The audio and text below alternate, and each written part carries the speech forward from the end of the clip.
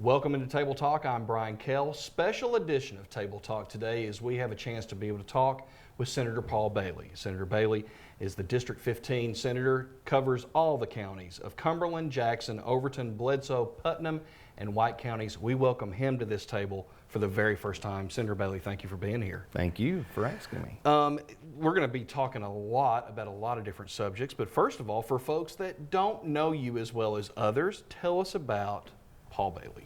Well, Paul Bailey grew up in White County. I've been in the trucking business now for the past 31 years. I grew up on a small farm. I currently live on a small farm. My family and I are very involved in horses. We also recondition cattle, so and along with being a state legislator. Absolutely. Now, for folks that, and for supporters, for folks that are close to you, you could be able to see your love of horses going to your Facebook page and being able to, there's social media has changed so much, I think, about life in general, but also politics. And I know that you're on Facebook, I know that you're on Twitter.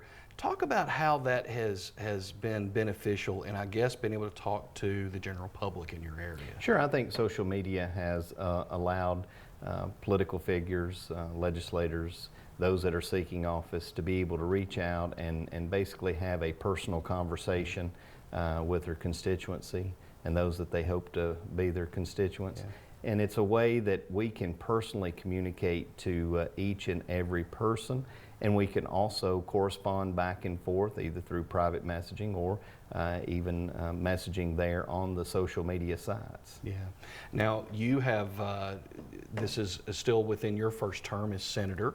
You served for a brief period of time on the representative side. I think when you filled in for Representative Charlie Curtis and in the remainder of his term that was there.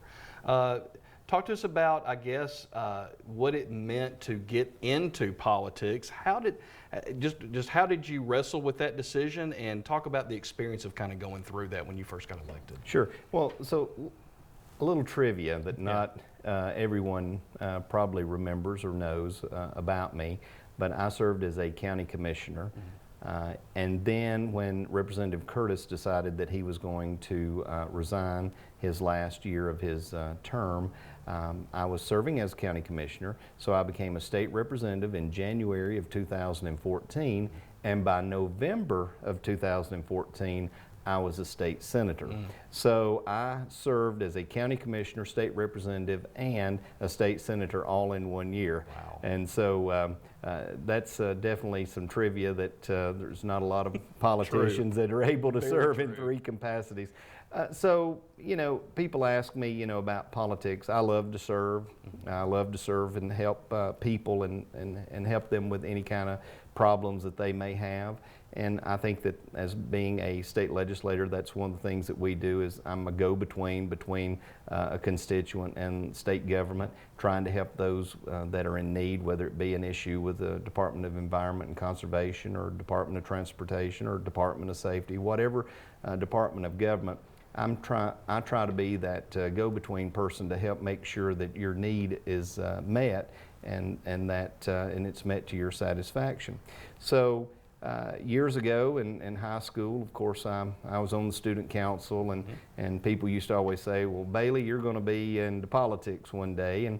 And so that had always kind of been a dream of mine, but I'd spent 28 years being in the trucking business, growing a business from ground up. And so I finally got to a point in my life that I could take some extra time and be a public servant. So I started out in the county commission, and then of course by, I guess, good fortune, was able to be appointed to fill out that 1-year term while I was running for the state senate. So it's a very rewarding occupation, if you will, and certainly something that I treasure every day. Well, we talked about the counties that you serve in. I mean, Tennessee's so great to be able to have the diverse counties that we have. You've got a very special bunch right here: Cumberland, Jackson, Overton, Bledsoe, Putnam, White. Gorgeous scenery, and then just awesome people, I guess. Talk about serving these counties that you're able to serve. Absolutely. You know, I have a connection to each and every one of the 6 counties that I represent, either family living in those counties or we've done business in those counties through the trucking industry. And so it's just absolutely wonderful that I'm able to serve each and every one of them. The natural beauty that we have in these areas. So we're very diverse. We have a retirement community, of course, there in the Cumberland County area, in Fairfield Glade and Lake Tansy, but we also have an industry base there. And then, and that's true throughout the rest of the counties that make up the 15th Senate District. It's a very pristine, beautiful, lot of nature, but at the same time, we're able to offer manufacturing and industry that will definitely help those that are still needing to finish out their life before retirement, have a way to earn an income. A trucking guy chairing the Senate Transportation and Safety Committee. I mean, now that is great to be able to have that kind of experience that you've had on the trucking side, to be able to come into the Transportation and Safety Committee. Talk about the importance of that committee, not only to this area, but throughout the state. Well, transportation affects each and every person's life in Tennessee every day, whether it be by you jumping in your car, or whether it's a truck delivering goods and services, to air travel, rail travel. So transportation is a part of every person's life every day in the state of Tennessee. So it's you know, very important for the state and for this area. The Department of Transportation has over a $2 billion budget that the Senate Transportation Committee is oversight, approving their budget before sending it on to the full Senate for final approval. So we're able to go through and make sure that each and every part of Tennessee is getting an equitable share of the funds that they need to provide the roadways and infrastructure into their communities. Another one that you are a member of is the State and Local Government Committee. Talk a little bit about that one as well. Well, state and local government is exactly exactly what it is, and that we deal with issues from cities and counties that whether it be a county needing to change their charter or a city needing to change their charter. We deal with those type of issues, and of course then state issues, whether it be Department of Corrections reports to this committee.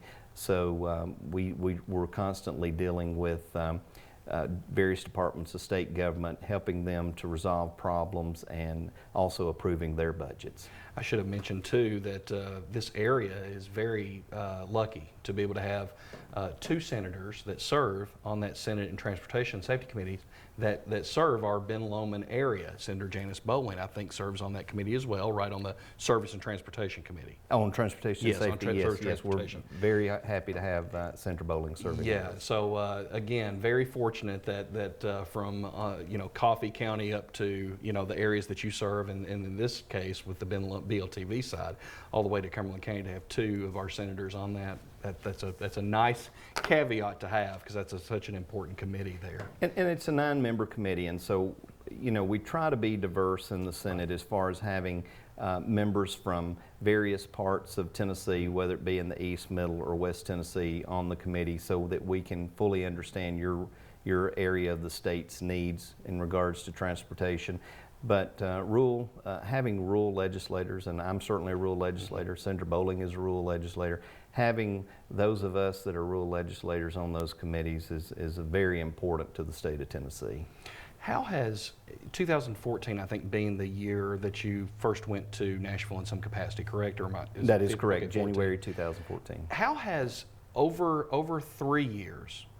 How have things changed in Nashville at the Capitol? Can you talk a little bit as to the climate up there at the State Capitol building?